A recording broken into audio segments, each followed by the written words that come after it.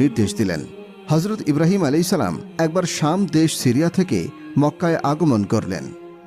সেখানে পুত্র ইসমাইলকে জমজমের পাশে গাছের নিচে বসে তীর ধনুক ঠিক করছে দেখতে পেলেন। হজরত ইব্রাহিম আলাইহিস সালাম এসে তাকে সালাম দিলেন এবং শহরে থেকে অবতরণ করে ইসমাইলের পাশে বসে গেলেন। আর ইসমাইলকে উদ্দেশ্য করে কোনো ভূমিকা ছাড়াই বললেন, হে ইসমাইল, আল্লাহ তাআলা আমাকে একটি কাজ করার হুকুম দিয়েছেন।